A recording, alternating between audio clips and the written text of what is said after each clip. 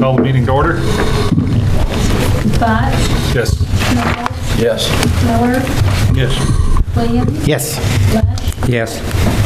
First, we have the approval of the September 8, 2014 regular meeting minutes. Make a motion to approve those. Second. Bott, Yes. Nichols, Yes. Miller, Yes. Williams, I abstain, I was not here. Lesh, Yes. Next is a public hearing to consider a change to sanitary sewer use charge rates. I move to open the public hearing. Second. Bott, Yes. Nichols, Yes. Miller, Yes. Williams, Yes. Lesh, Yes. Yes, Your Honor. This hearing is for the purposes of discussing a rate increase proposal. To cover the background of the rates, I will turn to Roger Haynes.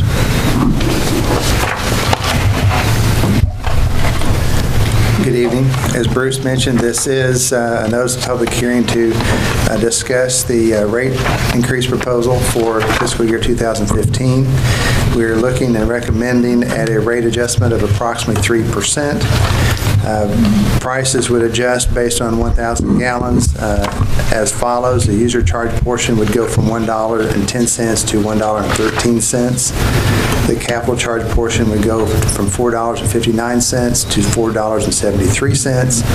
And then our base rate per month would go from $8.16 to $8.40. An example monthly sewer fee based on 5,000 gallons per month. Currently, a customer would have a bill of approximately $36.61. With that 3% adjustment, the proposed billing would be $37.70.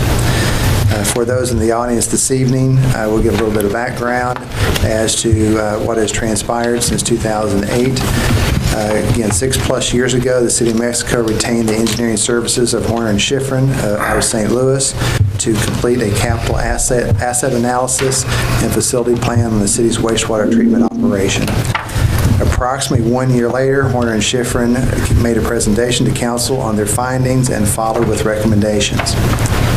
The study clearly revealed that our aging infrastructure, industrial pretreatment program, and modifications to their regulatory requirements mandated by the Department of Natural Resources for effluent limitations created an immediate need for an upgrade of our existing wastewater facilities. The facility plan outlined an estimated $12,461,000 in capital improvements, with initial phase 1 estimated investment of approximately $5.7 million. Following Horner and Schifrin's presentation, Municipal and Financial Services Group reviewed with council a multi-year financial projection of wastewater rates required to cover costs associated with operations, maintenance, and upcoming capital projects of the wastewater treatment plant. That same year, in 2009, voters approved through a bond election sewerage system revenue bonds in the amount of $16 million, and that passed by a 10-to-1 margin. With wastewater treatment facility and collection system improvement plan phases in and a 10-year financial projection of wastewater rates supporting costs associated with operations, maintenance, and capital projects, staff moved forward and secured bond financing in the total amount of $11,460,000, and that was in 2 bond issues in 2010 and 2011. In keeping with the 10-year financial projection being presented to council and the public, a scheduled sewer rate adjustment is required to provide adequate financial resources for debt service and continued improvements to the wastewater treatment facility and collection system. As noted earlier in this conversation, we are recommending a 3% rate adjustment, and we would like to proceed with the advertised public hearing. We're glad to answer any questions.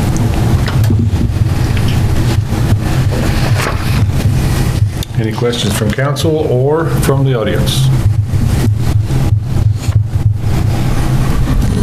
I'm going to ask one thing. One of the things I pushed for, and I know Ron did too, is to do away with phase 3, which we did, pretty much, correct? But we're still using the data, maybe minus 1% of the rate increases. with the projection of issuing the bonds for Phase 3, which we didn't do. So I guess my question is, I'm pretty sure the reason we wanted to not do Phase 3 was to not have to keep raising rates over and over again. And if we're going to keep on that same plan, why would we not just go ahead and issue the bonds and get Phase 3 done? Because you're using the same numbers that they've laid out for 3 phases, and we only did 2. And I understand you're using some money from in-house. I get that. But if we're going to charge the same based on the same thing, why would we, how is the public any better off doing it this way rather than just issuing the bonds? Because they're not any different. Actually, there's a couple of factors that we have to take into consideration. Number one, the cost of those improvements, all 3 phases. The price, if we did all 3 phases, is higher now in 2014 as to when it was estimated back in 2008 and presented to council in 2009.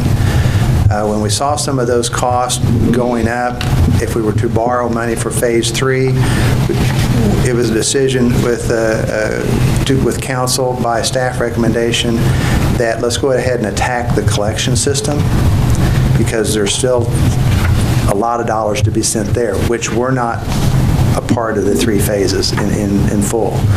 So that we might be able to reduce the I&I at the plant to the extent that possibly not all of those 3-phase improvements would have to take place.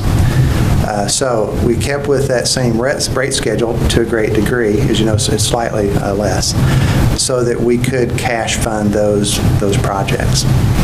I hope that answered the question. We stayed on schedule, but there were some changes in pricing, and we still needed to attack the collection system. So attack the collection system first, so that possibly we won't have to make all the improvements that were suggested in the 3-phase capital project. Is that pretty close, Kinsey? Yeah, I think so. The longer Phase 3 is deferred, the higher that price would go if we were to do that. We actually eliminated the bulk of the expansion of the I&I basin, and that sort of thing was eliminated. But we have gotten more aggressive in trying to attack the problems in the collection system, and so we have to have some funding in place for that as well. So would it be a fair statement to say we're keeping on the rate schedule we intended to fund 3 phases out there, but instead of funding the 3rd phase, we're using some money for things that would have been on the 3rd phase, but we're directing a lot of that money to I&I, the collection system, which was not a part of the 3rd phase. Right. Okay.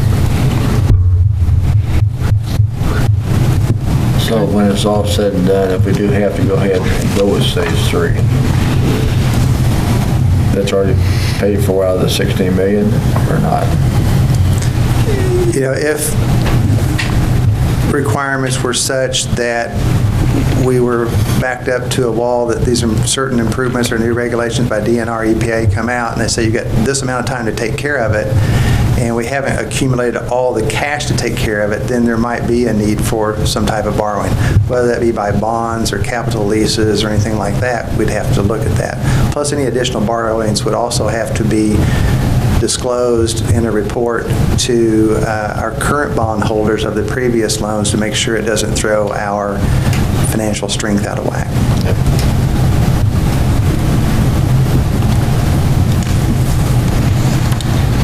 Thank you, Roger. Any questions or comments from the audience? If not, I move to close the public hearing. Ma'am, didn't you want to make a comment? Yes, I do. Oh, Sorry. come up to the microphone if you would, please. Good evening, gentlemen. If you give your name and address, My please. name is Carolyn Savita, S-V-E-D-A. I live at 1503 North Park. I'm here to discuss the yard sale signs. Oh, no. The yard sale signs. I thought you wanted to talk about the sewer. This is reserved at this point for this particular public hearing on our sanitary sewer rates, and there'll be a time later on for public comments. Tonight? Yes, yes, Oh. yes. Yes. Okay. I'm sorry. sorry. Yes, tonight. We thought you wanted to talk about the sewer rates, sorry. I thought you did it. She told me. I move to close the public hearing. Second. Botts, Yes. Nichols, Yes. Miller, Yes. Williams, Yes. Flesch, Yes. Under ordinances, we have Bill Number 2014-56, an ordinance revising the budget for the City of Mexico, Missouri for the fiscal year October 1, 2013 to September 30, 2014 inclusive, and adopting the budget for the fiscal year October 1, 2014 to September 30, 2015 inclusive, appropriating the funds as allocated to various accounts and authorizing the expenditure of such funds by the city manager and other officials for the purposes indicated. It's up for second reading by title only and passage. Bruce? Yes, Your Honor. The public hearing and the first reading on this ordinance was held at the September 8th council meeting. So, council, unless you have any additional questions at this time, I would recommend that we proceed with a second reading by title only and passage of the ordinance. Motion to read bill number 2014-56, second reading by title only. Second. Botts, Yes. Nichols, Yes. Miller, Yes. Williams, Yes. Flesch, Yes. Bill number 2014-56, an ordinance revising the budget for the City of Mexico, Missouri for the fiscal year October 1, 2013 to September 30, 2014 inclusive, and adopting the budget for the fiscal year October 1, 2014 to September 30, 2015 inclusive, appropriating the funds as allocated to various accounts and authorizing the expenditure of such funds by the city manager and other public officials for the purposes indicated. I move for passage of bill number 2014-56. Second. Botts, Yes. Nichols, Yes. Miller, Yes. Williams, Yes. Flesch, Yes. Next is Bill Number 2014-57, an ordinance amending Chapter 14, Article 3, Division 4, Section 14-123 of the Mexico City Code relating to the sanitary sewer use charge. It's up for two readings by title only and passage. Bruce? Yes, Your Honor. Again, the public hearing was held earlier this evening, provided council with background and future planning information. Unless you have any additional questions, again, we would recommend council proceed with the two readings by title only and passage of the attached ordinance.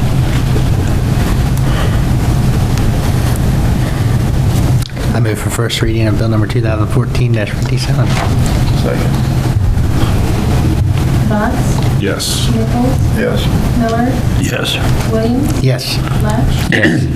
Bill number 2014-57, an ordinance amending Chapter 14, Article 3, Division 4, Section 14-123 of the Mexico City Code relating to sanitary sewer use charge. I move for second reading of bill number 2014-57. Second. Botts, Yes. Nichols, Yes. Miller, Yes. Williams, Yes. Flesch, Yes. Bill number 2014-57, an ordinance amending Chapter 14, Article 3, Division 4, Section 14-123 of the Mexico City Code relating to sanitary sewer usage charge. Move for passage of bill number 2014-57. Botts, Yes. Nichols, Yes. Miller, Yes. Williams, Yes. Flesch, Yes. Next ordinance is Bill Number 2014-58, an ordinance to approve a settlement agreement with CenturyLink Incorporated, CenturyTel of Missouri, LLC, DBA CenturyLink, CenturyTel Long Distance, LLC, DBA CenturyLink Long Distance, Embark Missouri Incorporated, et al., two readings by title only and passage. Bruce? Yes, Your Honor. The City of Mexico has been notified that it is eligible to receive previously earned gross receipts tax in a settlement agreement with Missouri municipalities and CenturyLink. To cover the details of the settlement and this ordinance, I will turn to Roger Haynes.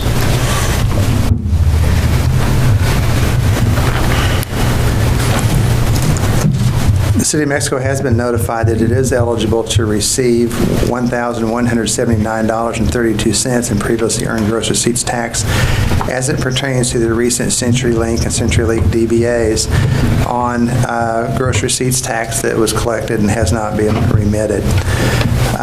Just a little bit of history. Of course, as we all know, the usage of cell phones exploded about 7 or 8 years ago.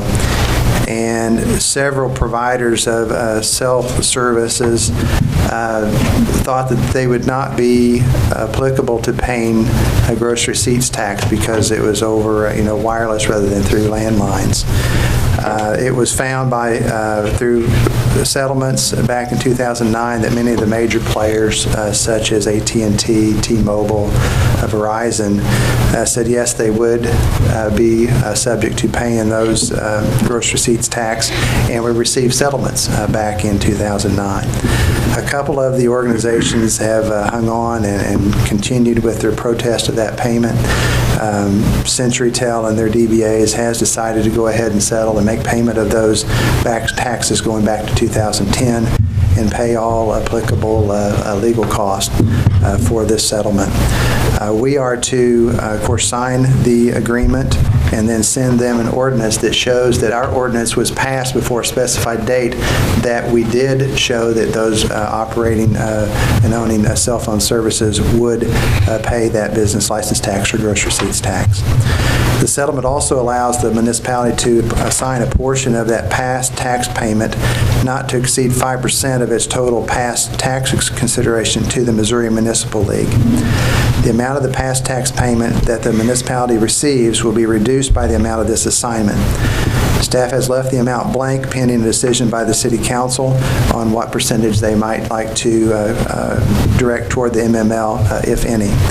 5% of the award would equal $58.97. I would like to let the council know, of course, in serving on the MML board, the MML was very active in their pursuit in trying to get these particular cases settled. In the ones that we did back in 2009, we ranged anywhere from 0 to 5% that goes to an advocacy fund, which helps municipalities as a group go through the MML and fight certain legal issues that are harmful to cities and counties. Staff recommends that the council proceed with 2 readings by title only and passage of the attached ordinance, and give us some guidance as to what percentage they would like to allocate toward the MML advocacy fund. I'd be glad to answer any questions.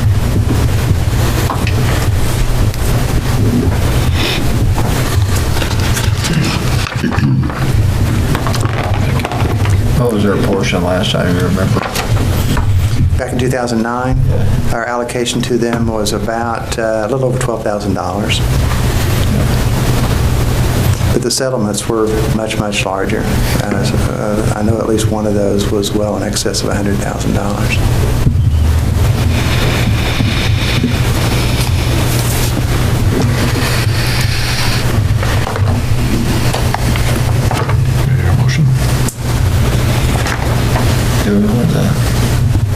I make a rebuild number 2014-58 to read it by title only. Then I would do that. First reading by title. Yeah, first reading by title only. Second. Do we need to include the percentage at this time? I would think that would be applicable. In order to finish the bill, we would need to include the percentage. At the same time, or? I think you should include that at the same time so it completes the ordinance as a full reading. Would you agree, City Attorney? Yeah. You withdraw your second. I withdraw my motion. I make a motion to read bill number 2014-58 by 2 readings to title only, first reading at 5%. Going to MML. Second. Bott, Yes. Nichols, Yes. Miller, Yes. Williams, Yes. Lush, Yes.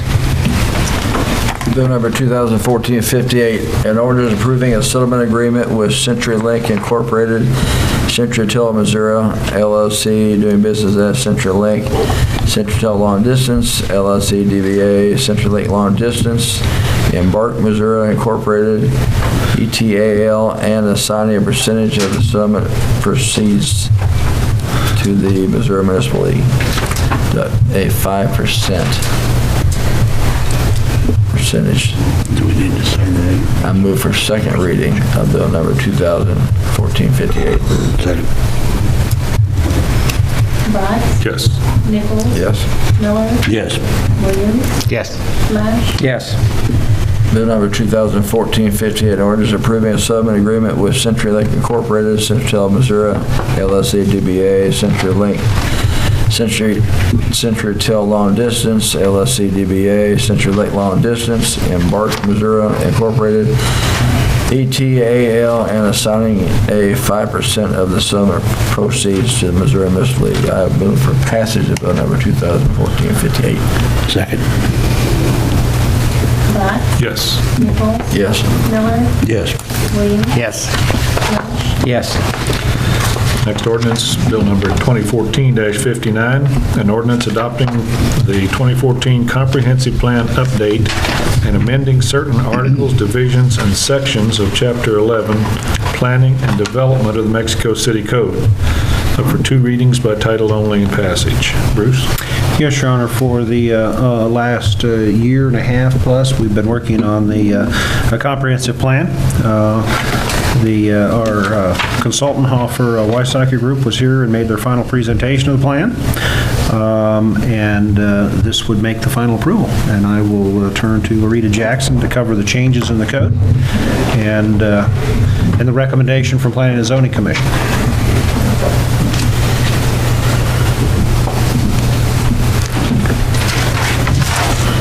This ordinance adopts the 2014 Comprehensive Plan Update and amends Article 1 in general, Sections 11-2A and B of Chapter 11, Planning and Development of Mexico City Code.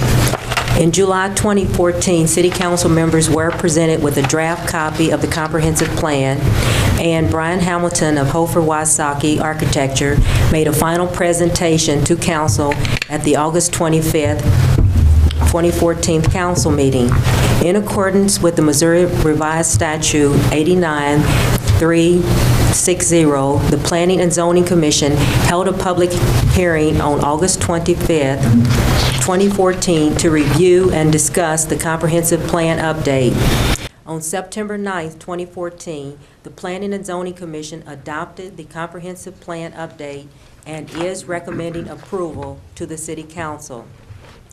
This ordinance also amends Article 1 in general, Section 11-2A and B of Chapter 11, Planning and Development of the Mexico City Code to adopt the 2014 Comprehensive Plan Update. Section 11-2A and B will be deleted in its entirety and amended, and an amendment will be enacted which is attached and reads as follows. 11-2 Comprehensive Plan A, the 2014 Comprehensive Plan Update for the City of Mexico, Missouri, presented by Hofer Wysocki Architecture, dated September 2014 and marked Exhibit A and attached and made a part of this ordinance, is hereby adopted by the City Council. B, this ordinance, along with Exhibit A, discussed above, shall be filed in the office of the city clerk and shall be the comprehensive plan of the city. Staff recommends the council proceed with two readings by title only and passage of the attached ordinance. This ordinance has been posted the required length of time.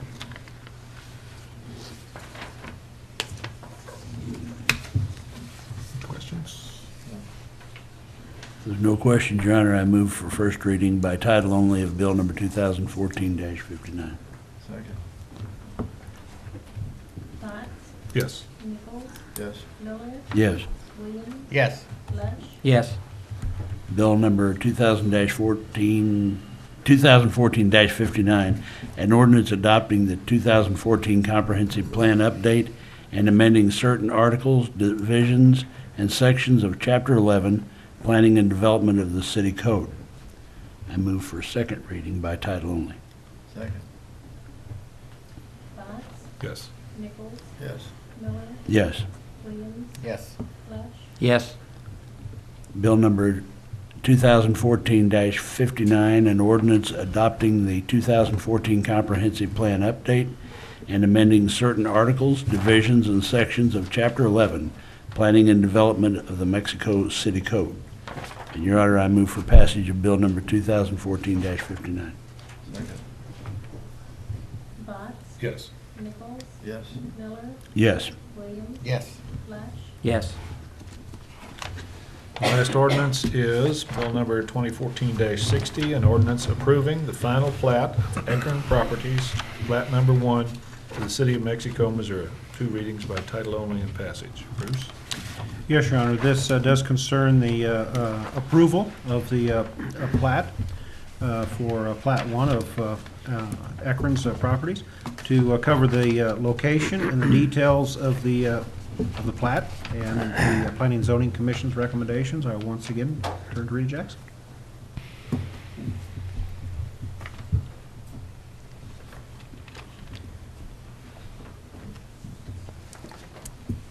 This agenda item concerns a request for final approval of Akron Properties Plat Number 1, submitted by Nancy and Kirk Akron, co-trustees. Akron Properties Plat Number 1 is a 5.81 acre tract of land located at Fairground and Till Lake Road.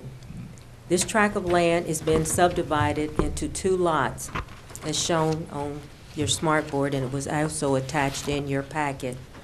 The Arthur Center is acquiring Lot 1 to relocate its Hope Center, a 16-bed residential facility which is currently located in Fulton, Missouri.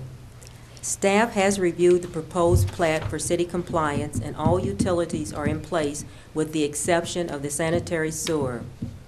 In order to be approved as a final plat, the sewer construction cost has been placed in an escrow account with the City of Mexico. Final approval was given to the plat on September 9, 2014 by the Planning and Zoning Commission with denial of the request for a sidewalk waiver. A copy of those minutes were attached. The Planning and Zoning Commission felt that it was necessary to provide pedestrian and bicycle traffic separate from vehicular traffic within that area because of the nature of how much traffic was there.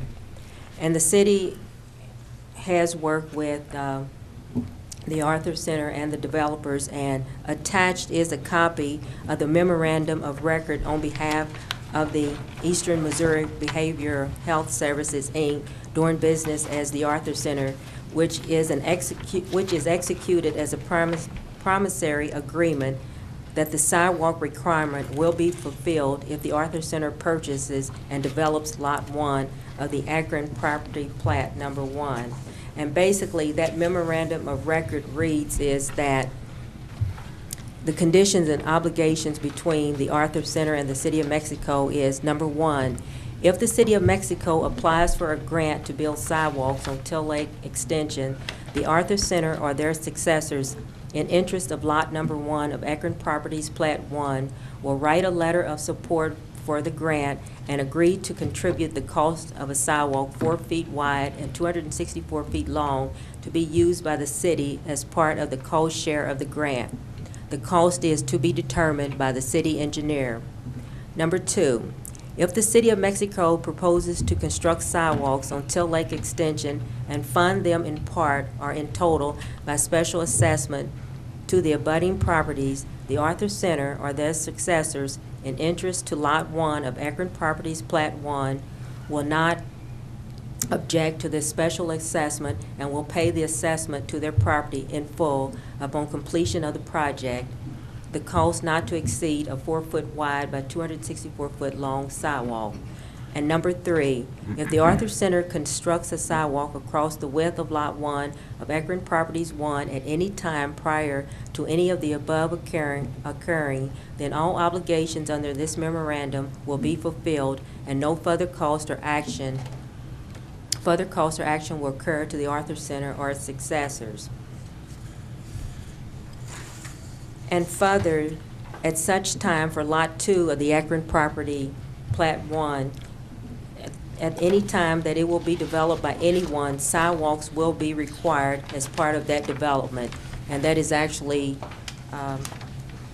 written in the ordinance that we are presenting before you today. Staff recommends that council proceed with 2 readings by title only and passage of the attached ordinance. This ordinance has been posted the required length of time. Where they gonna be hooked on the sewer at?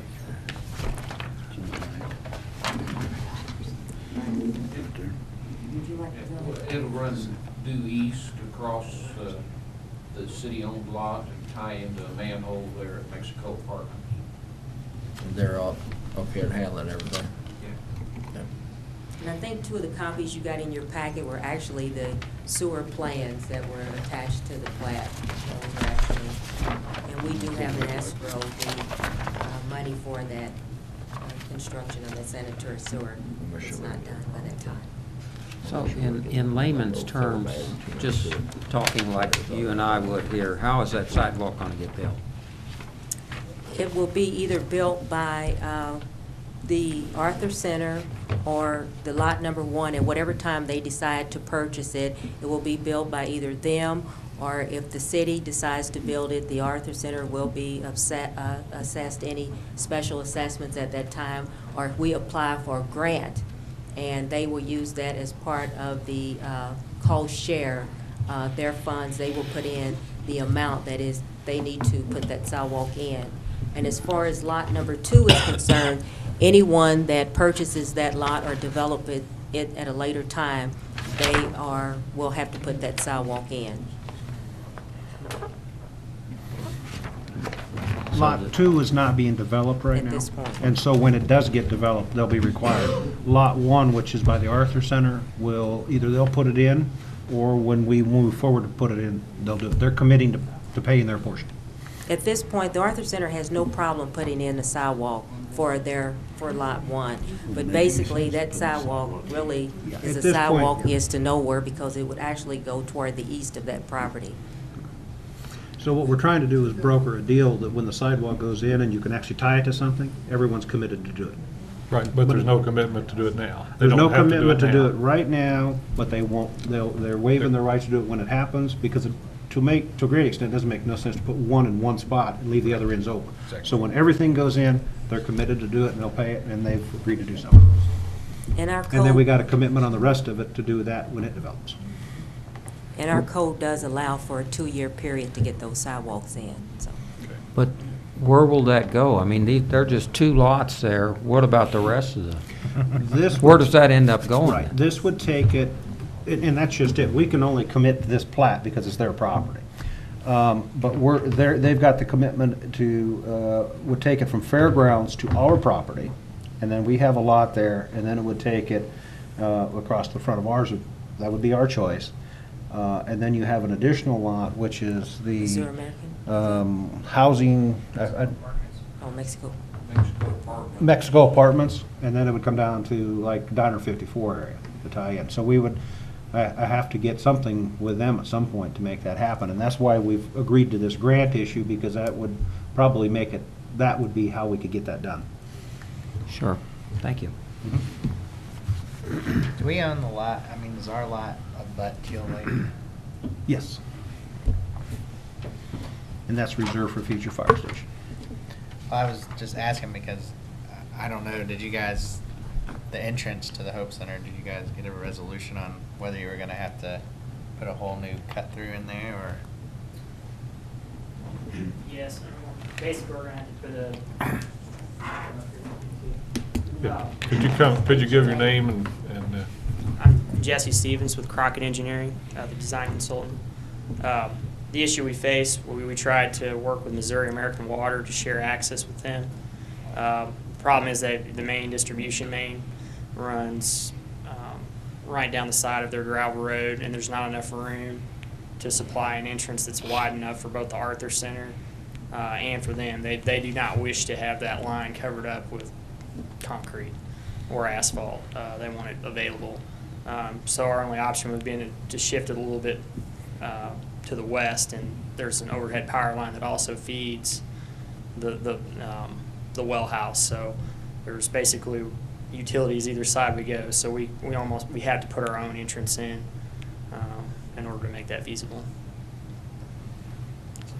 So I was asking because I saw in one of your briefs, I think it was 2 or 3 weeks ago, about using our property for some training. And I was assuming that had to do with putting a road in there to access our property. The entrance is there already accesses our property. Yeah. Do what? The entrance there accesses our property. But it's gravel. Right. So it really is not going to be, I mean, you can't have a fire station on a gravel road. Oh, if we ever built that, we'd eventually have to upgrade that, yes. So we'd have to cut our own entrance. I mean, if they're not, American Water's not going to do it for them, they're not going to do it for us. I mean, they don't Right want- now, it's a joint access, so there would be some different issues than that they have. Okay. Thank you.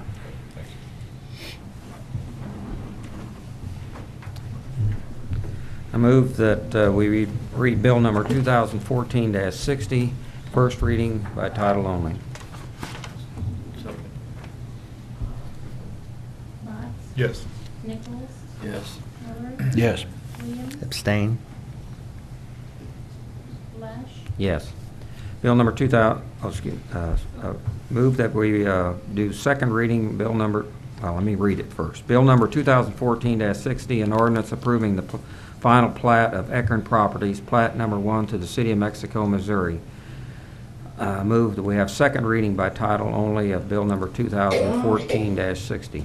Second. Botts, Yes. Nichols, Yes. Miller, Yes. Williams, Abstain? Lesh, Yes. Bill number 2014-60, an ordinance approving the final plat of Eckern Properties, plat number 1 to the City of Mexico, Missouri. Move for passage of bill number 2014-60. Second. Botts, Yes. Nichols, Yes. Miller, Yes. Williams, Yes. Nope, abstain, sorry. Lesh, Yes. Move on to resolutions. First is bill number 2014-61, a resolution authorizing the city manager to execute agreements with various organizations for requested funding from the Mexico tourism tax. Up for reading and passage. Bruce? Yes, Your Honor. The Mexico Tourism Commission has met and reviewed applications and recommended funding, and I will turn to Roger Haynes to cover the recommendations. The Tourism Commission met, of course, in June, July, August, and September to review not only the budget that they might have to work with during 2015, but also to review requests for fundings that they had received but could not be actually presented to council until we got the 2015 budget approved. I'm going to go over some of those organization requests and the amount that we are recommending for funding, or the commission's recommending for funding.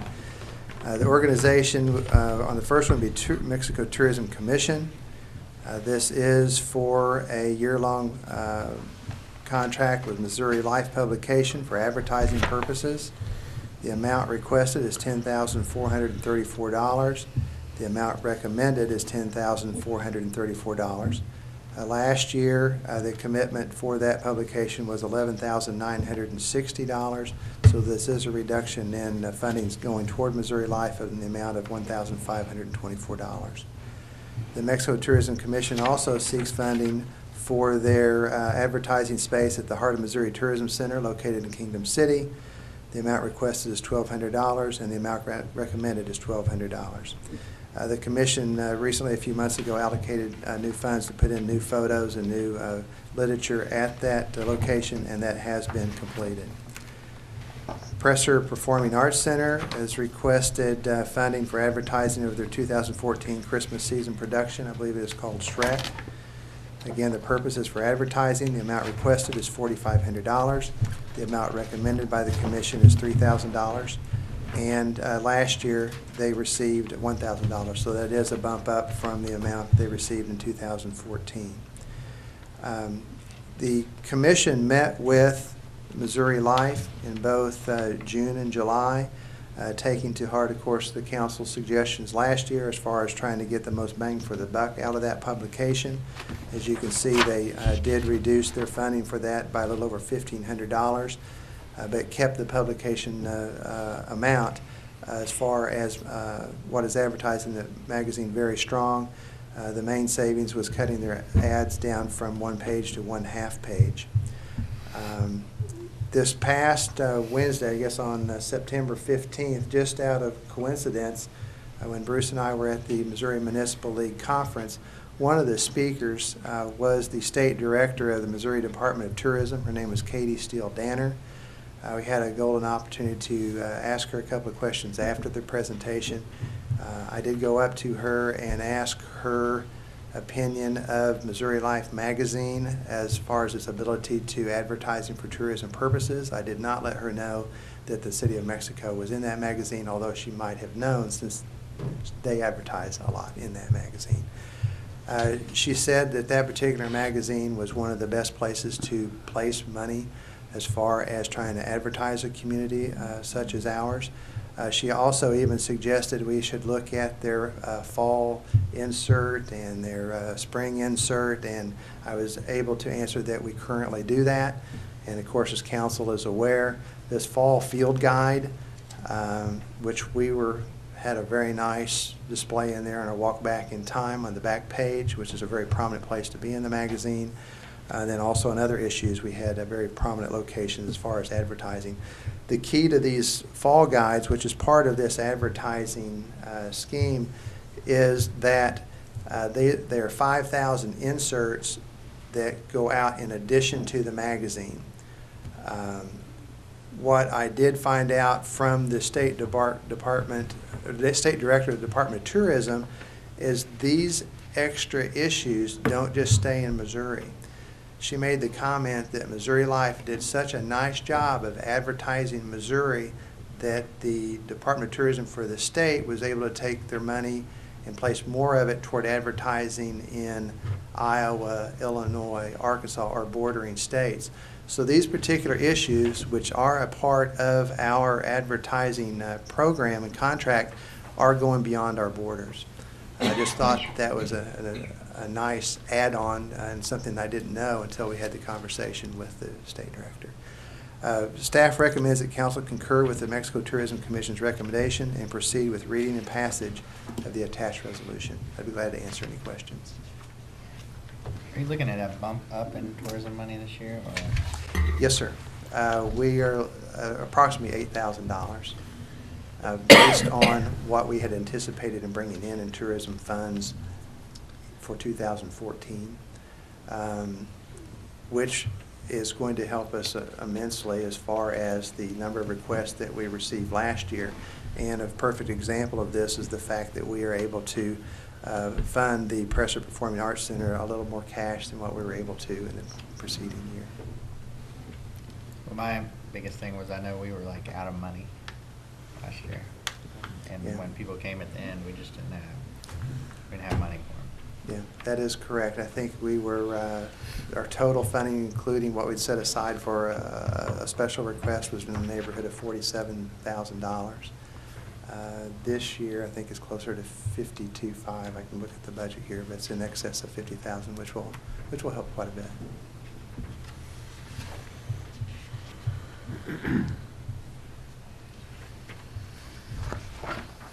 Any other questions? Make a motion to read bill number 2014-61. Second. Bott, Yes. Nichols, Yes. Miller, Yes. Williams, Yes. Flash, Yes. Bill number 2014-61, a resolution authorizing the city manager to execute an agreement with various organizations for requested funding from the Mexico tourism tax. Whereas the Mexico Tourism Commission recommends to city council that various organizations be allowed to receive tourism funding for their tourism advertising campaign. Now therefore be it resolved by the council of the city of Mexico, Missouri as follows. Section 1, that the city manager be authorized to enter into an agreement on behalf of the city of Mexico, Missouri Life, Heart of Missouri Tourism Center, and Pretzer Performing Arts Center for tourism funding. This resolution shall be in full force and effect from and after the time of its passage. I move for passage of bill number 2014-61. Second. Bott, Yes. Nichols, Yes. Miller, Yes. Williams, Yes. Flash, Yes. Next resolution is bill number 2014-62, a resolution authorizing the city manager to sign contract documents with Dara Contracting Incorporated for sanitary sewer improvements. Up for reading and passage. Bruce? Yes, Your Honor. This allows for the construction of a parallel force main. This will be to allow for a separate main to serve the area that and help eliminate some conflicts in pumping. To cover the details of the project and the bids that were received, I will turn to Kenzie Russell.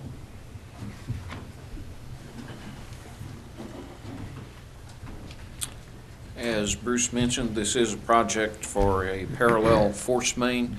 The new line would serve the Plant Science Center and Walmart lift stations. The existing line would continue to serve the Route D lift station, which has Dawn and the motel on it. Part of this need has come about through growth of the various facilities on the south end of town, expansion at Dawn, as well as the addition of the Plant Science Center and anticipated growth there. All of those lift stations were originally tied into one force main. When they all try to pump at the same time, they're pumping against each other, which is not good from an energy standpoint, nor does it allow for the amount of flow to go through the pipe that we want to have go through. And after looking at some possible technology methods of tying the lift stations together to talk to each other with radio or cellular phone, so that when one's pumping, the other one says, "Hey, are you pumping?" They say yes, and so it doesn't turn on yet, and that sort of thing. From a cost standpoint, a parallel force main was the most cost-effective. It has the advantage for us of avoiding operational cost of paying for a radio license or cell phone monthly charge, and is certainly well within the skills of our maintenance people to maintain as well, and so we chose to go this way. We took bids. There were 9 bidders. We had very good bids. Engineer's estimate was $104,532. Our low bid is $73,538 from Dara Contracting out of Pacific, Missouri. We have not worked with Dara before. We did do some checking. Other communities in Missouri, Noel, Poplar Bluff, and third one whose name escapes me at the moment, but we did get good reports that they completed the projects in a quality manner and on time from those communities, and so we are recommending award of the contract to Dara. This will come out of our new budget. The work will not commence until after October 1, and of course won't be invoiced until after October 1. And so this monies is provided for in the new budget. We recommend that you go ahead and approve the contract. That's the pump station, lift station right south of Pearls then? I'm sorry? Is that the pump station right south of Pearls? No, this, On out? the Route D station is out actually behind, south of Dawn Foods. Okay. And nobody walks out there then? No. I was worried about people walking by hearing voices, the pump's talking. Kenzie, are we planning for the future here with this, or are we just meeting a current? And no, this will be a 4-inch line, which will be sufficient to carry expanded additional flows. Thinking particularly of the technology park area, if we were to add a Dawn Foods size facility out there, this line would be able to handle it. Okay, thank you. Kenzie, I have a question. On your bid opening report here, you have bid and you have a bond and then you have other. And under that, you have E-Verify, and I noticed that's not listed by this DARA Contracting out of Pacific, and they're, of course, the low bidder. What does E-Verify mean, and is it beneficial, and why do some have it, some don't? The E-Verify is a method of identifying that the company is not hiring illegal aliens, and it is required under Missouri law to provide that to us. We do not require it to be submitted with the bid. It does have to be submitted with the insurance and other contract documents. Some companies attach it to their bid, even though it's not required. We just noted that those, I think there were two that had done that.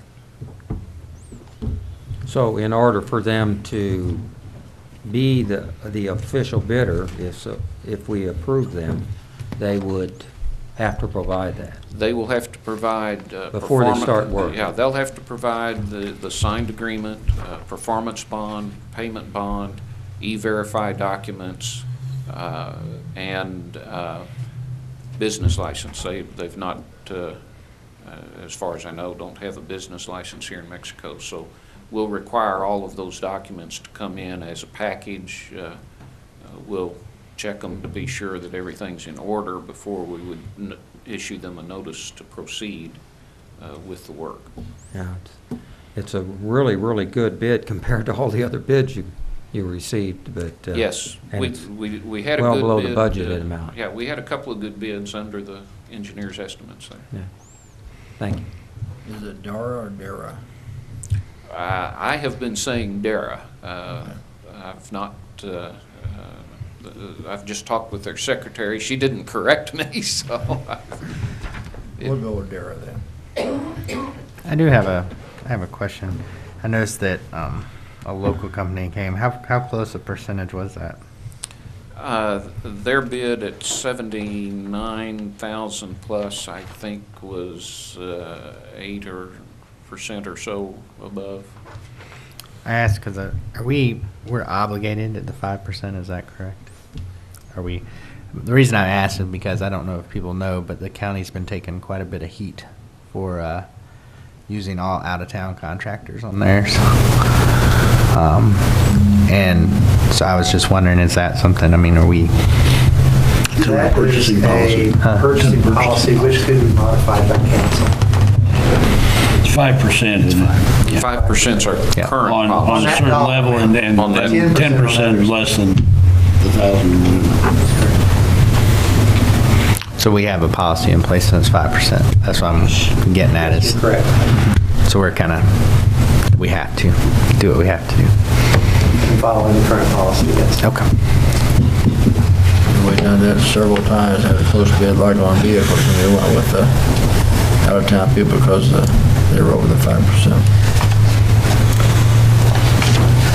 Thank you. That's it. I'll make a motion, I read bill number 2014-62. Second. Scott, Yes. Nichols, Yes. Miller, Yes. Williams, Yes. Flash, Yes.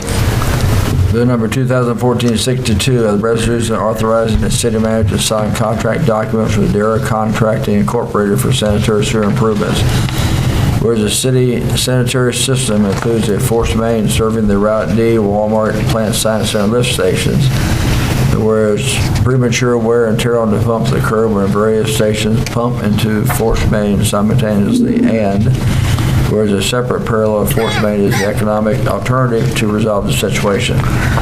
Now therefore be it resolved by the Council of the City of Mexico, Missouri as follows. Section 1.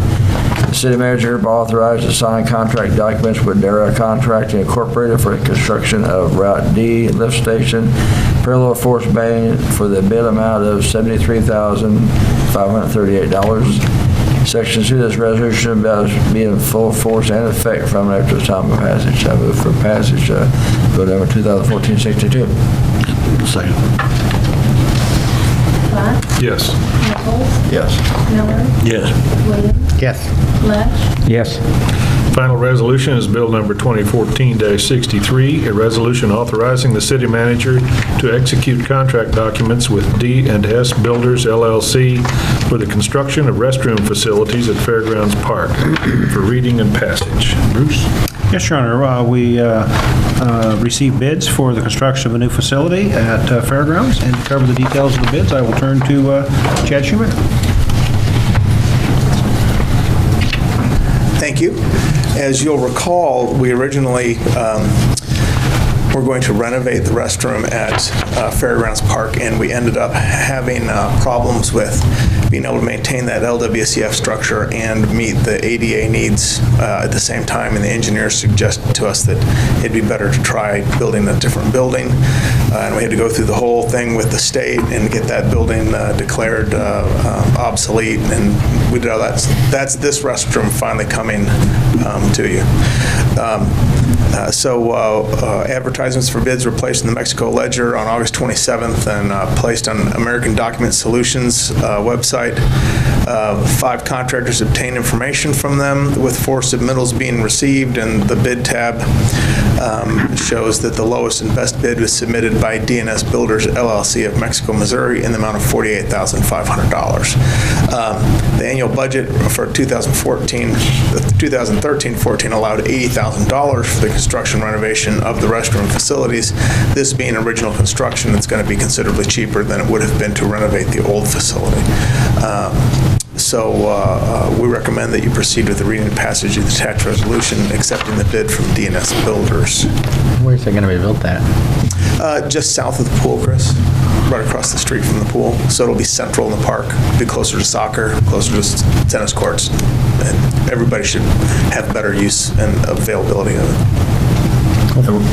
We're going to leave the other one there, just take the bathroom off, or? Yeah, the bathroom's just going to be closed, and we'll continue to maintain it as a shelter for now. I think in the long run, we haven't quite crossed that bridge yet, but I would expect in the long run we would demolish that building and build a new shelter on that spot. D&S Builders, do we have experience with them? I haven't built anything with them, Greg, but checked with the building inspector, and he said he hasn't had any problems with them. So. Local company? Local contractor, yeah. He used to work for the city of Mexico years ago, actually. Okay, good. I guess. I move for a reading of bill number 2014-63. Scott? Yes. Nichols? Yes. Miller? Yes. Williams? Yes. Lush? Yes. Bill number 2014-63, a resolution authorizing the city manager to execute contract documents with D&S Builders LLC for the construction of restroom facilities at Fairgrounds Park.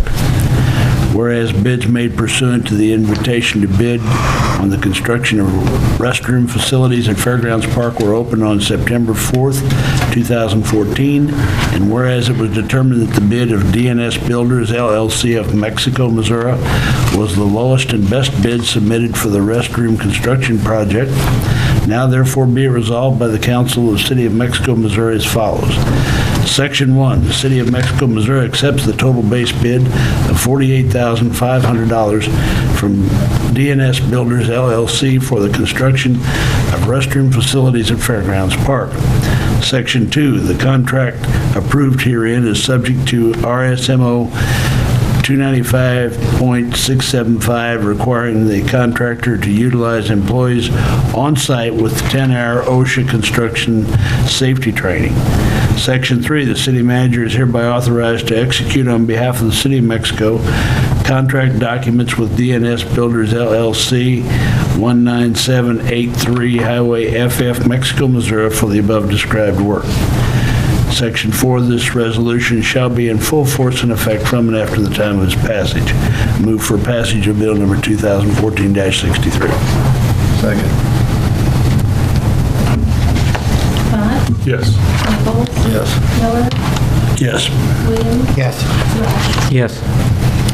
Next is a staff report on bid for a salt storage building. Bruce? Yes, Your Honor. This would be replacing our current salt storage building. This is a bid received under the State Cooperative Purchase Program. To cover the details of the project, I will turn to Kenzie Rose.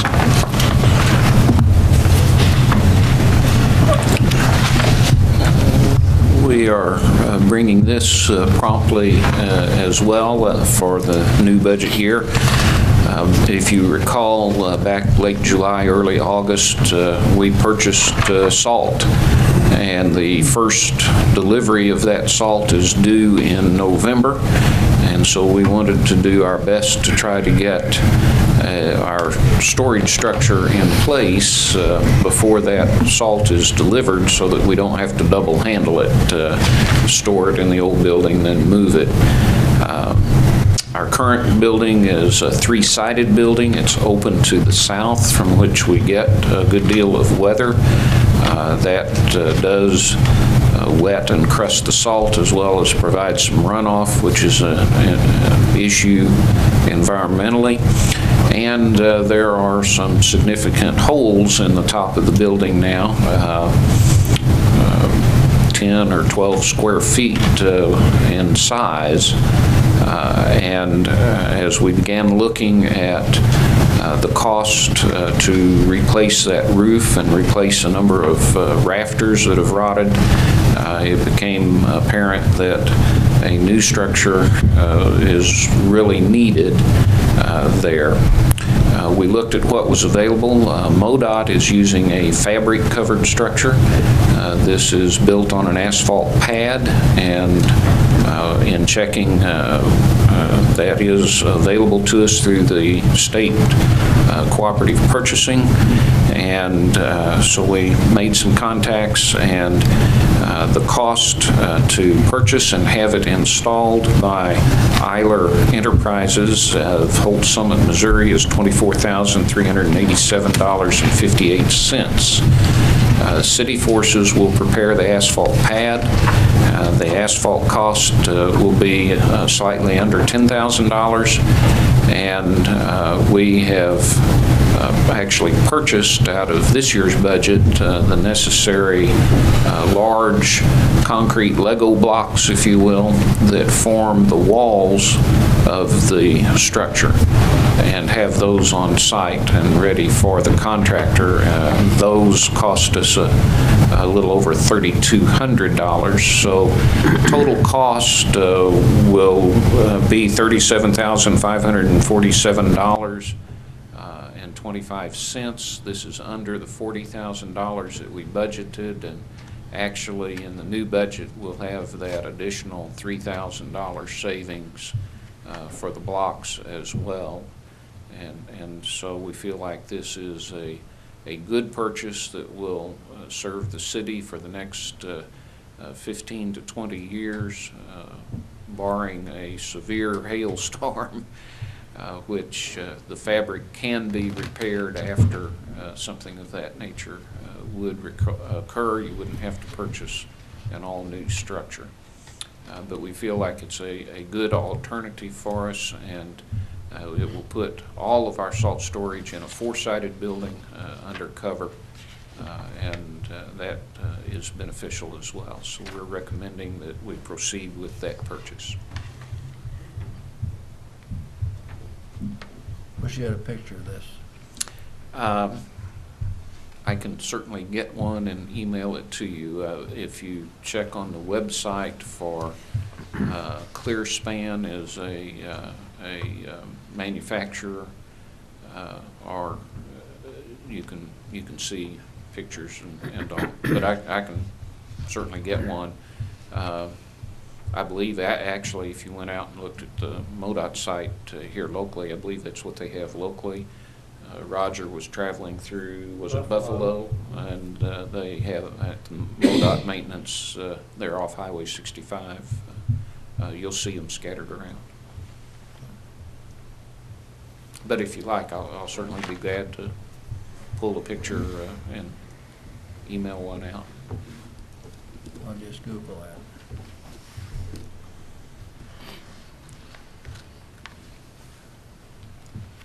So they've had good luck with them when they used them in the past? The MoDOT is favorable for them. They've got as much experience as anyone I'm aware of here in Missouri.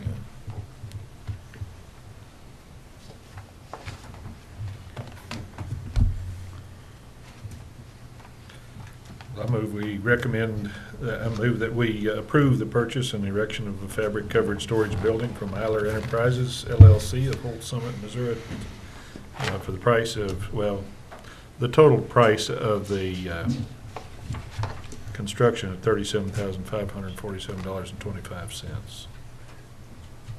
Second. Bott, Yes. Nichols, Yes. Miller, Yes. Williams, Yes. Lush, Yes. Next is a staff report, appointments to various boards and commissions.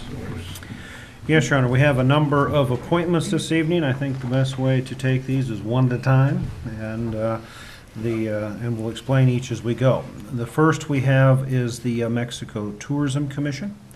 This is Sheila Bukta is currently serving in the term, filling an unexpired term currently, and it is a designated term regarding hotel motel industry.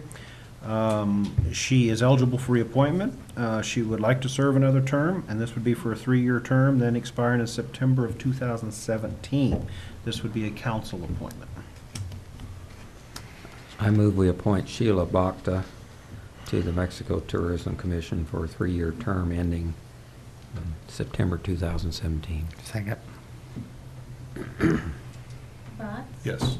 Nichols, Yes. Miller, Yes. Williams, Yes. Lush, Yes. Next, we have the 21st Century Fund. Tony Robertson, Martin Keller, Lou Leonardi's terms expire at the end of August. Mr. Robertson, Mr. Keller have expressed interest in serving an additional term. We have not received any other applications of interest at this time. This would be for a 3-year term to expire in 2017, so we would recommend the reappointment of the two that have expressed interest in continuous service on this board. Again, this is a council appointment. Make a motion to give Tony Robinson, Martin Keller, and Lou Leonardi. Huh? No, not Lou. Not Lou? Oh, Council Lou. Forget Lou. You're out of here. Just Robinson and Keller.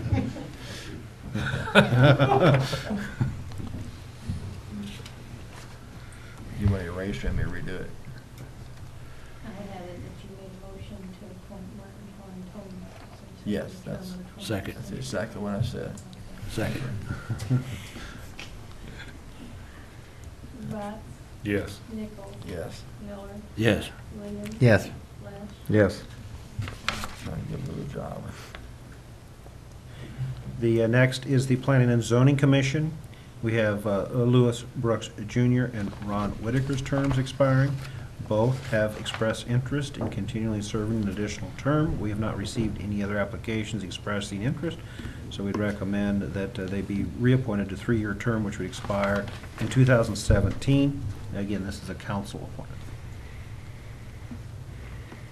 I move we appoint Lewis Brooks Jr. and Ron Whitaker to the Planning and Zoning Commission to appointment to end in 2017. Second. Bott, Yes. Nichols, Yes. Miller, Yes. Williams, Yes. Lush, Yes. The next is the Land Clearance Redevelopment Board. Sterling Oliver's term is expiring. He has expressed interest in serving an additional term. We have not received any other applicants expressing interest. This would be for a 4-year term, which would expire in 2018. This is also a council appointment. Move for appointment of Sterling Oliver to the Land Clearance for Redevelopment Board, a position to expire in May of 2018. Second. Bott, Yes. Nichols, Yes. Miller, Yes. Williams, Yes. Lush. Yes. Next, we have the Mexico Audrain Library Board. Calvin Keenan's position would be expiring in 2014. interested, he is interested in serving again. We have not received any other ones. This would be for a 3-year term in 2017. This is a council appointment. I move we appoint Calvin Canine to the Mexico Audrain County Library Board, the 3-year term expiring July 2017. Second. Bott, Yes. Nichols, Yes. Miller, Yes. Williams, Yes. Lesh. Yes. Next, we have the Mexico Housing Authority. This is Joyce Jackson's term is to expire. She has expressed interest in continuing to serve an additional term. We've not received any other applicants. This is a mayor appointment. This would be for a 4-year term, and so I will leave it to the mayor to make a recommendation. Barring any objections by the council, I would appoint Joyce Jackson to the Mexico Housing Authority Board for a 4-year term that will expire in June of 2018. Are there any objections? Need a motion to approve the mayor's appointment.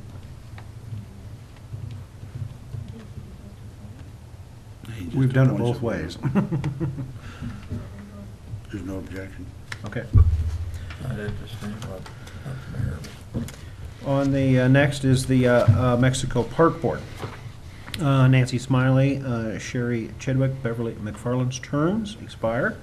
All 3 have expressed interest in serving an additional term. We also received an additional applicant of Kathy Hopkins expressing interest. This would be all for 3-year terms to expire in 2017. This is a city manager's appointment. I would recommend that we proceed with the reappointment of the 3, Nancy Smiley, Sherry Chadwick, and Beverly McFarland, and that we would make contact with Kathy to see if she'd be interested in serving on any other board positions that may be open. So I would recommend that and ask for council to approve that appointments. Move for approval of the city manager's I appointments. have one question. Does Park Board always have the same amount of people on it, Chad? I think it's set by code, isn't it? Okay, all right. That's all I had. I renew my motion. Second. Bott, Yes. Nichols, Yes. Miller, Yes. Williams, Yes. Lesh. Yes. That is the last of the appointments this evening, Your Honor. And next up is the claims. I move we pay the bills. Second. Yes. Nichols, Yes. Miller, Yes. Williams, Yes. Yes. Next, we have council comments. Councilman Lesh. Well, I do appreciate all the people that serve on the boards and the various functions they do for the City of Mexico, and I truly wish more people would get involved in those, but I do recognize people are busy, and so we really appreciate their service. I don't think anyone on the City Council likes to increase the sewer rates every year, but you know, we've been up here and heard people come to City Council and talk to us about the distribution system and how bad it is in various locations, and we're making progress on fixing a number of those. One of the folks who was here at least 2 council meetings, maybe 3, and has called me personally at home, has been so happy that his problem, he thinks, has been solved by the city doing some slip lining and fixing it. So, and that doesn't happen without spending additional funds on our sewer system. So even though we voted this evening to increase the sewer rates, we hope with those monies, we're making progress to improving our sewer system. Another item, I happened to be able to attend Senator Blunt's presentation today, and he was talking about regulation, and particularly these regulators who are running amok. And I think we heard that this evening when we was heard the discussion about copper and the amount of copper coming out of our discharge, and that it's coming from our water system, and it's too much because we got, yet we're able to drink it okay. So we're not hurting humans with our copper. So, and I've yet to hear any congressman, senator, or anybody say they agree with EPA or DNR, yet this continues to happen and causes us to pay a lot more than we have to. And I, for one, don't like it. The whole deal with the copper makes no sense at all. So I hope that somebody can do something about these regulations, because they're causing us immense expense that's most of the time not needed. So that's my 2 cents worth. Councilman Williams? First, I'm gonna echo Councilman Lesch's dissertation there of regulation, and I wanted to point out, because I remember when I first got elected, we were talking about the collection system, and it was going to cost hundreds of thousands of dollars, and where were we going to get this money? And so I just wanted people to understand, that yes, we didn't do the phase 3, but we're using that money elsewhere. That is solving people's problems. I get compliments, at work too. People don't like the sewer rate increases. I don't like them. Nobody likes them. But a lot of it has to do with regulations that this city council does not pass, and we do not. All we get is you've got to do it or else. So that's where we stand with that. I would also like to say thanks to the Tourism Commission for at least toning down Missouri Life. I'm not quite sure how we went from 11,000 to 10,000 and went from a full page to a half page. That's I think half and half. I'm not quite sure. But, hey, at least they took us into consideration this time, so I appreciate that. I'm going to say, at some point we're going to have to figure out what we're going to do out there at the dump. It is a disaster. And we all know it's a disaster. There has to be some kind of recourse we can take at this point. I mean, the pallets are still there. I mean, it's just Yard waste. The yard waste. I get complaints all the time, and it's not going away. They don't seem to care whether they fix it or they don't fix it. So, as a city, I think I think we're at the point we got to do something, because they don't care, and we're just giving them money I don't know why we're giving them money at this point. Yeah, and I think as staff, we would agree with you, and that I know Kenzie's made a number of contacts with them. We've, as city staff, has done some things to go out there to help clean the site and everything, which is not part of the contract, but we have charged them back for those things. And I know Kenzie continues to talk with them, but I think you're right. We're getting to a point of enough is enough, and we just aren't getting resolution. And so I think there's some just serious discussions that need to happen regarding that, and we will continue to work with those, and we'll report back to you on the progress.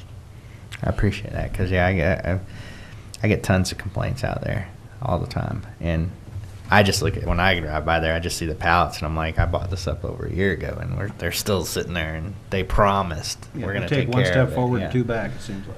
Yeah. So that, and another person, though, I went to the school board meeting last week, and if I ever complain about our meetings again, somebody just slap me on the hand and tell me, because I'm not quite sure why they even have public meetings. And to be honest, I mean, for you that are here to speak, you're not allowed to speak at a school board meeting. You're just not. So I just don't understand. So I appreciate everything that we do. So. Congressman Nichols. I have a lot of stuff to bring up, but the amount of time I've already given out, I'll save mine the next week. That's it. Thanks for the warning. Yeah. Congressman Miller. I don't know what to say. First of all, like the rest of the council, I'm appreciative of all those who serve on the various boards. Lou, appreciate your service on the board, and sorry we couldn't reappoint you to it, but we understand. Well, I understand that we do thank you for your service. Secondly, Kenzie, can I have an update on the Morris Street project? We have verbal agreement with Kansas City Southern for getting across their tracks. We have hit a $10,000 stumbling block with Norfolk Southern, which we are probably going to be in the position of working around them instead of with them at this point. In terms of being able to cross their tracks with a pedestrian walkway as opposed to having to have somebody step out into the street and cross the tracks on the existing crossing.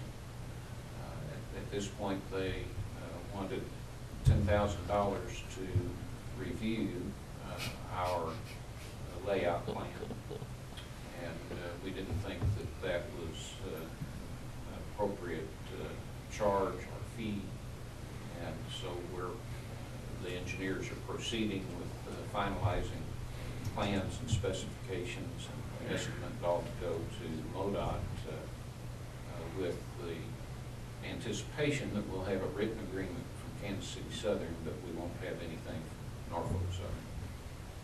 Would that still be on the east side, or would it be on the west side? It will be on the west side. On the west side. So Norfolk and Southern Railroad is not cooperating in our project, is that correct? That's correct. And they are imposing burdens and obstacles that can't be met in order to provide safe walkway for the citizens of Mexico. That's correct. I want that on the record then. They were our holdup also when we were painting the Clark Street Bridge. I hope the news media got that. If you didn't, it's Norfolk and Southern.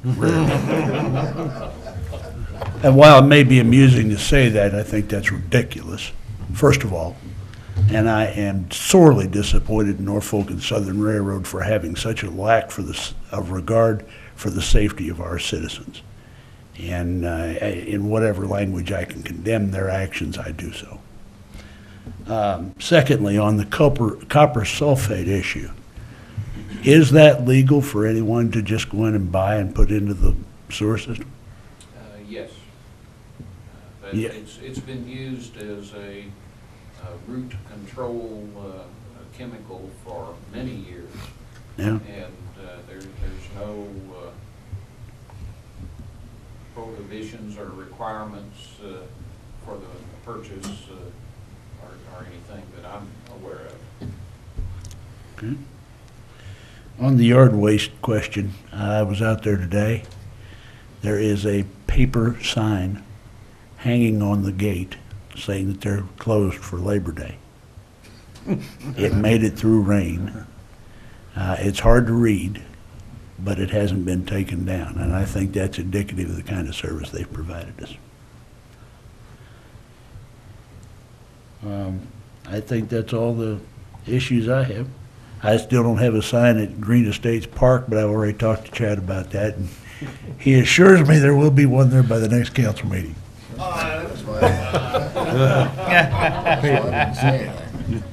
Did you get that? Did you get that on the record? Is that on the record? Bruce?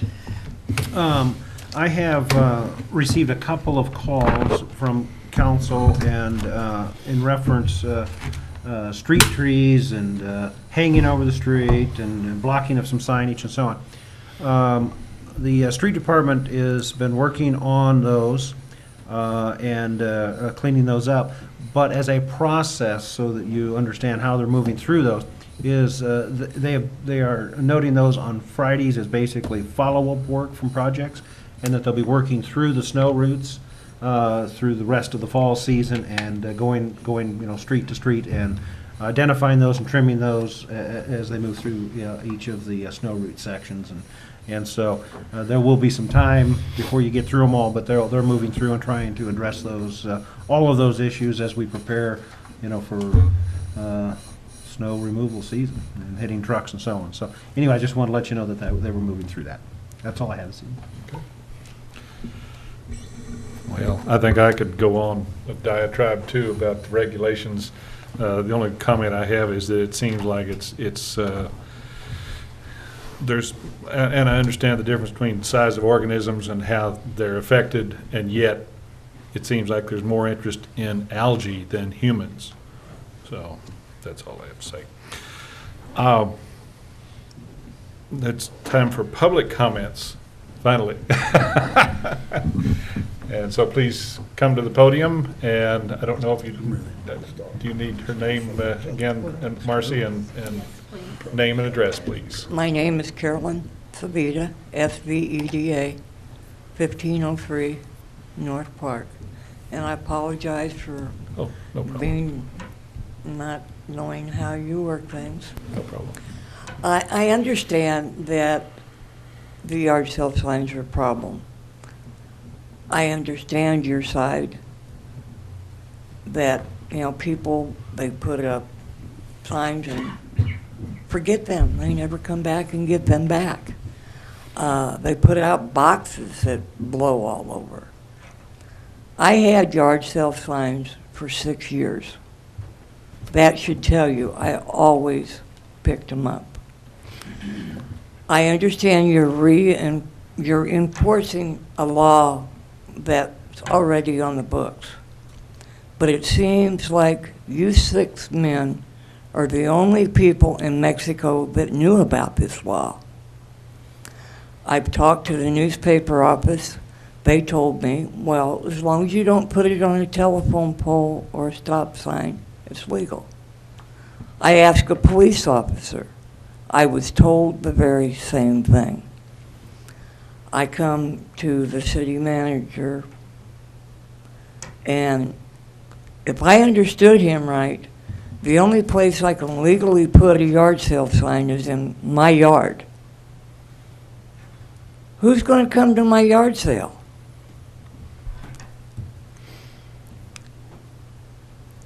So it seems to me before I can have a yard sale, and I'm having it because Ameren is wanting more money than I have, so I've gone through my home, I can live without this and without that. But then I've got to borrow $20 from somebody to put it in the newspaper. I'm wanting to know what the laws are on the signs. I have no idea, and nobody that I talk to seems to know.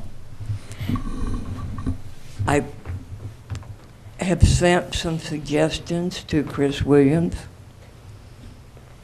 I've got more suggestions.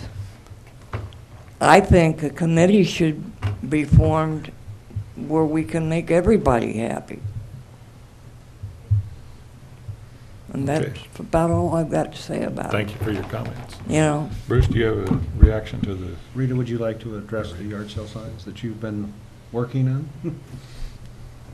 I will agree that if you actually look in the code enforcement and the building inspectors' trucks, they do spend a lot of time picking up yard sale signs. Like you previously said, they leave them at intersections, they put them on signs, and all this is, that obstructs traffic. And basically, you can only put, the way our code reads now, you can only put that sign in your yard. And I know that, like you said, it doesn't, people won't know, but the right gentleman now, could have saved a lot of gas and a lot of his time if he'd come to my home. I would have went and picked my signs up. They were nice signs. I had put a lot of work into them, and I know other people do too. but I think that usually when they there and we get complaints and they there for 7, 8 days, Oh, I understand. I went to an area today where people had a yard sale on Saturday.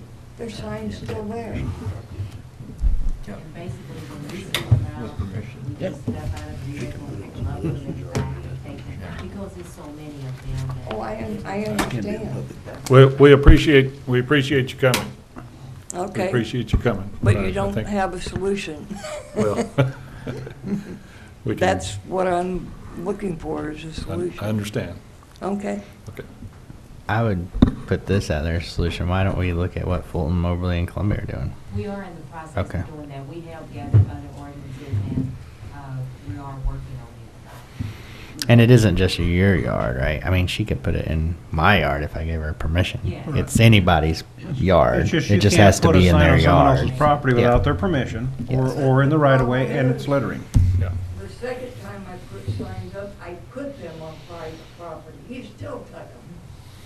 It might have been in the right of way. No, they were on private property. Are there other public comments?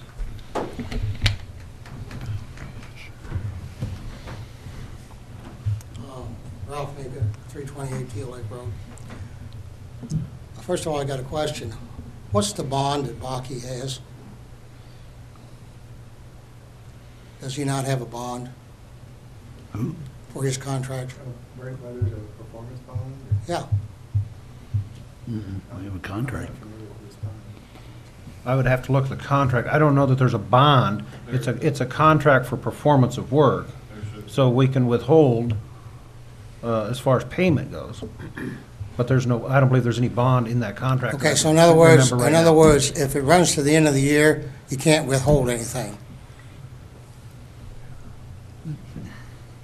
There's no retainage in the contract. The contract requires him to provide insurance. There's not a performance bond as part of the contract itself. If he doesn't perform, the city can declare a breach of contract.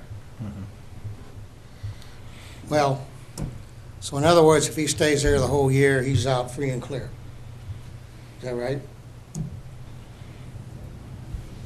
There are performance requirements in the contract that he does have to perform.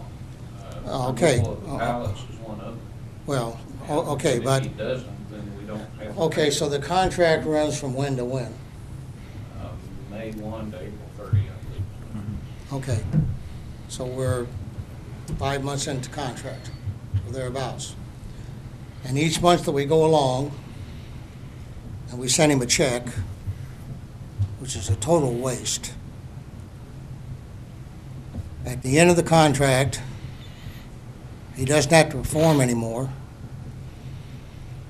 He's home free and clear. Is that right? I don't know how, you want me to go ahead and respond, or? Yeah, go ahead. I'm not sure that I would agree with that exactly, because Okay. there is a performance that he has to perform in there. If he fails to do that, it's just like any other contract. You have rights under contracts, and I you know, understand. as far as So then we- legal action or whatever you so Okay, chose. so then we spend money, city taxpayer money for legal action. And again, we can withhold from the contract, which we've already done. Well, gentlemen, I haven't been out there for a week and a half, so I can't attest to today. But I would strongly suggest, as a taxpayer, that the money from now on that you send him is just a total waste. You just well put it down the toilet.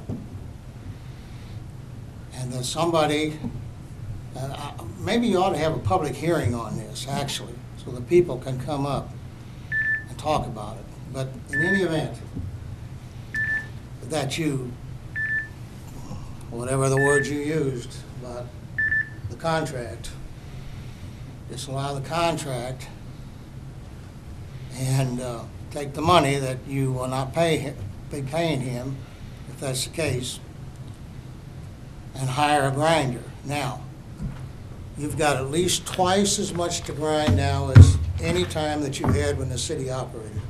Would that be a fair assessment? Ralph.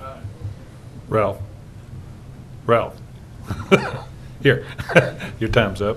I appreciate Okay, it. fine. Okay, we Well, understand. Okay, let me put it this way. I think this is going to be an election issue when it comes up. somebody better do something fairly quickly, because you're gonna spend twice as much money as you would have spent, and I think that was $20,000 or $23,000 just to grind it. Are there any other public comments?